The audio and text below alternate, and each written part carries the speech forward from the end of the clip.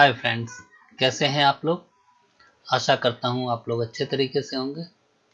Welcome to my YouTube channel.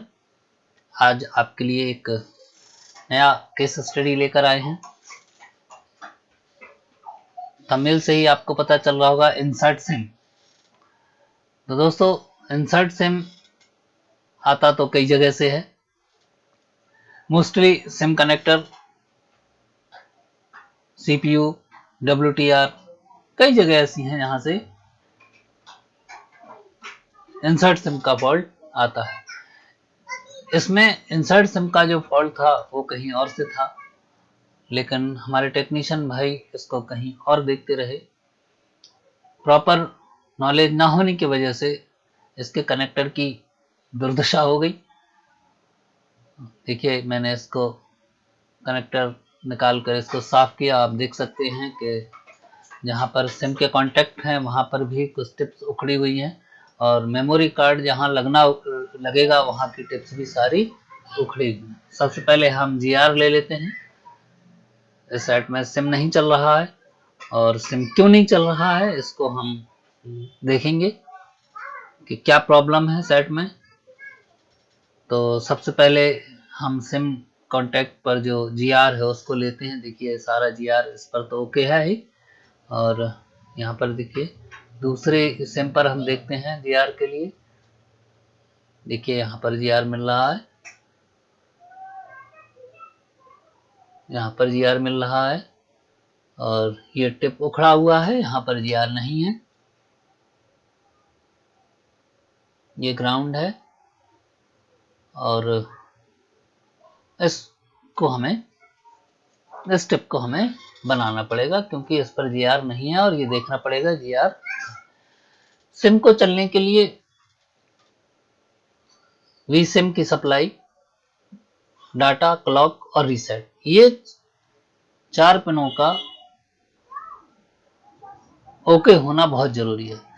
SIM की Vsim की जो पिन होती है ये पावर IC से कनेक्टेड होती है, और बाकी रीसेट, डाटा और क्लॉक, ये तीनों पिनें हमारी CPU से कनेक्ट होती हैं। अगर CPU ड्राई सोल्ड है तो भी नो सिम का फॉल्ट मोबाइल बनाएगा। पावर IC से अगर Vsim का वोल्टेज नहीं मिल रहा है सिम कार्ड इंसर्ट करने के बाद, तब भी मोबाइल नो सिम कार्ड का फॉल्ट बनाएगा। तो यहां पर आपके लिए एक चीज क्लियर कर देता हूं, Vsim की वोल्टेज आप ऐसे चेक नहीं कर सकते। Vsim की जो वोल्टेज बनती है वो सिम को लगाने के बाद बनती है। अब यहां क्वेश्चन ये उठता है कि मोबाइल कैसे समझता है कि सिम लगी है या सिम नहीं लगी है।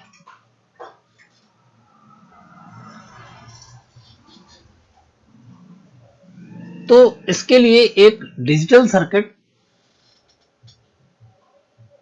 चाहे कोई सा भी एंड्रॉयड सेट हो, एक डिजिटल सर्किट बनाया जाता है। उस सर्किट के द्वारा CPU ये समझता है कि सिम कब लगा और कब निकाल लिया गया। तो दोस्तों, Vsim, डाटा, क्लॉक और रीसेट, ये 4 पिनों के अलावा एक पिन हमारी कनेक्टर में और होती है, जिसको हम बोलते हैं डिडक्शन, सिम डिडक्शन की पिन। ये सिम कनेक्टर में पीछे साइड रहता है, और अधिकांश बिट मैप में आपको ये देखने को मिलेगा। हार्डवेयर सॉल्यूशन में आपको डिडक्शन की पिन नहीं मिलेगी। स्कीमेटिक में आपको डिडक्शन की पिन का वर्क मिलेगा, लेकिन हार्डवेयर सॉल्यूशन में ये नहीं मिलेगा, और हमारे अधिकांश साथी हार्डवेयर सॉल्यूशन को देख के ही वर्क करते हैं। आज का जो इस मोबाइल में जो प्रॉब्लम था, वो ना तो सिम वोल्टेज सिम पे Vsim का पर GR मिल रहा था, डाटा क्लॉक पर GR मिल रहा था, रीसेट की पिन पे GR मिल रहा था, सारे GR मिल रहे थे। लेकिन ये देखिए, ये डिडक्शन की पिन थी, ये ओपन थी। अगर डिडक्शन की पिन ओपन रहेगी तो हमारा मोबाइल सिम डिटेक्ट करेगा ही नहीं। जब सिम डिटेक्ट ही नहीं होगा तो सीपीयू जब समझेगा ही नहीं सिम लग रहा है या नहीं लग रहा है, तो हमारा जो पीएम आईसी है वो भी सिम की वोल्टेज रिलीज नहीं करेगा और सेट में सिम हमारी नहीं चलेगी। तो अब मैं आपको यहां दिखाता हूं, ये सेट, ये जो बोर्ड है जिसको हम रिपेयर कर रहे हैं, ये नार्जो 50i है और ये देखिए इसमें ये डिडक्शन की पिन है, ये बिट मैप है 50i का और इसमें ये डिडक्शन की पिन, इस पर मैं क्लिक करता हूं तो देखिए ये दो कैप के थ्रू एक ये गई रेजिस्टेंस पर, रेजिस्टेंस के थ्रू ये जाती है सिम पर और इस पर रहती है 1.8 की वोल्टेज। अब दोस्तों वर्क कैसे होता है, ये दो टाइप से काम करती है। मैंने आपसे बताया लॉजिक लो और लॉजिक हाई, टू टाइप से डिडक्शन को बनाया जाता है। अब ये लॉजिक लो और लॉजिक हाई क्या है, इसके बारे में थोड़ा सा आप समझ लीजिए। लॉजिक लो यानी जब हम सिम लगाए नहीं हैं उस समय सीपीयू को 1.8 वोल्टेज मिल रहा होता है डिडक्शन पिन के थ्रू। फिर से आप समझिए इस चीज को कि जब सिम नहीं लगा है तब सीपीयू 1.8 की वोल्टेज सीपीयू को मिल रही होती है और जैसे ही हम सिम इंसर्ट करते हैं तो सिम कनेक्टर के अंदर एक स्विच होता है, इस 1.8 की वोल्टेज को वो ग्राउंड कर देता है, जिससे सीपीयू को पता चल जाता है कि अब सिम लग गया है। इस प्रोसेस में हम बोलते हैं logic low deduction. Logic low deduction पहले हाई था और फिर ये लो हो गया। लॉजिक हाई मतलब 1.8 और लॉजिक लो मीन 0। तो इसको हम बोलते हैं लॉजिक लो डिडक्शन।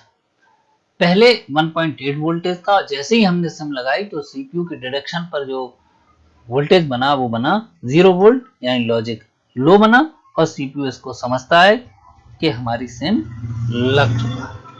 तो एक तरीका तो दोस्तों ये होता है और दूसरा तरीका दोस्तों ये होता है कि जब हमारे मोबाइल में सिम नहीं लगा हुआ है तो 1.8 की वोल्टेज जो सीपीयू को जाना चाहिए डिडक्शन के लिए वो ग्राउंड रहती है।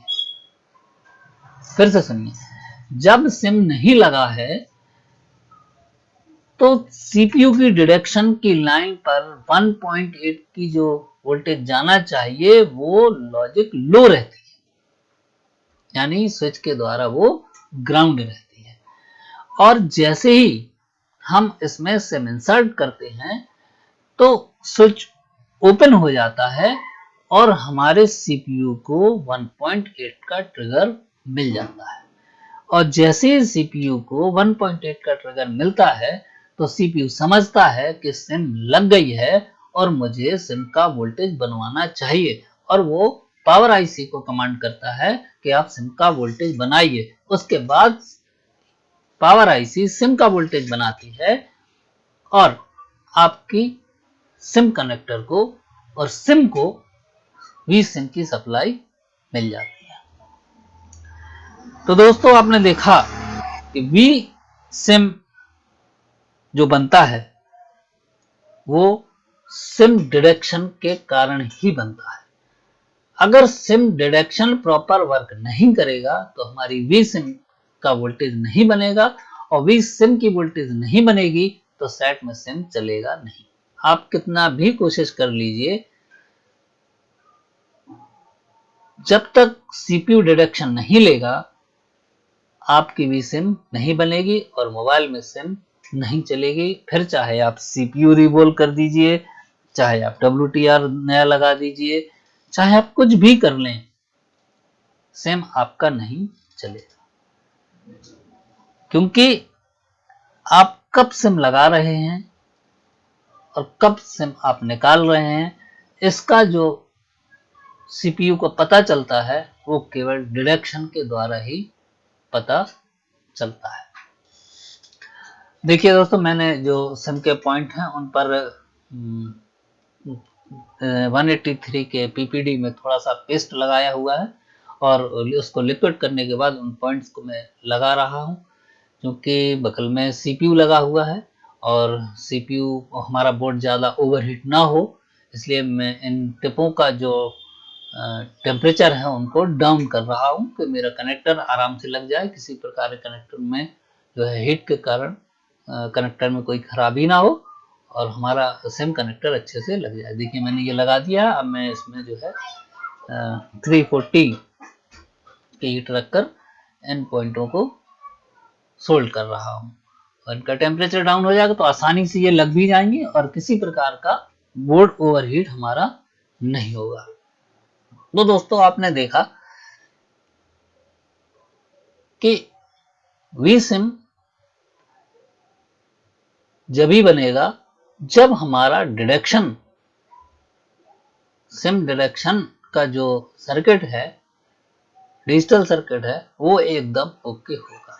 अगर इस पर Vsim जो डिडक्शन का जो पॉइंट है, अगर वहां पर 1.8 की वोल्टेज नहीं मिल रही है या जिस रेजिस्टेंस के थ्रू 1.8 की वोल्टेज डिडक्शन पिन पर आती है वो रेजिस्टेंस ओपन हो गया है या उसकी वैल्यू चेंज हो गई है, तब भी हमारा CPU डिडक्शन नहीं होगा। तो इस सेक्शन अगर कभी आपके सामने कभी अगर इंसर्ट सिम का फॉल्ट आता है तो आप डिडक्शन को जरूर चेक कीजिएगा। दोस्तों, अगर वीडियो में आपको नॉलेज मिलती है और आपको लगता है कि मेरे द्वारा दी गई इंफॉर्मेशन सही है और ये आगे हमें वर्कआउट करने में मदद करेगी, तो आप चैनल को लाइक करें और सब्सक्राइब करें और एक प्यारा सा कमेंट करें। दोस्तों देखिए, ये सिम के कॉन्टैक्ट में लगा रहा हूँ, ये देखिए बड़े आसानी से ये लग गए। इसमें आपके कमेंट और आपके कमेंट से हमें बहुत एनर्जी मिलती है और मोटिवेशन मिलता है और मुझे लगता है कि मैं जिनके लिए काम कर रहा हूं वो मेरे सामने ही बैठे हैं और मैं उनको बता रहा हूं। दोस्तों, वैसे तो YouTube पर बहुत सारे वीडियो बनते हैं, बहुत बड़े बड़े इंस्टीट्यूट के लोग हैं वीडियो डालते हैं, मैं भी उनके वीडियो को मैंने देखा है। मेरी पूरी कोशिश रहेगी कि आपको एक सही और बेहतरीन नॉलेज आपको दी जाए और आपको अपडेट रखा जाए। बस दोस्तों, आपसे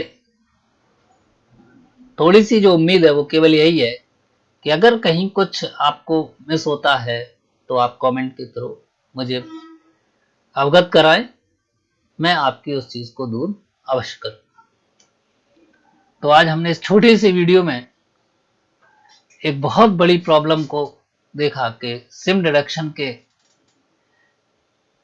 प्रोसेस के कारण नो सिम का फॉल्ट बनता है। तो दोस्तों, आगे कभी अगर आपके सामने ऐसा फॉल्ट आता है तो आप देखिएगा। चैनल को लाइक कीजिए, सब्सक्राइब कीजिए। मिलते हैं अगले नेक्स्ट वीडियो में, तब तक के लिए गुड बाय।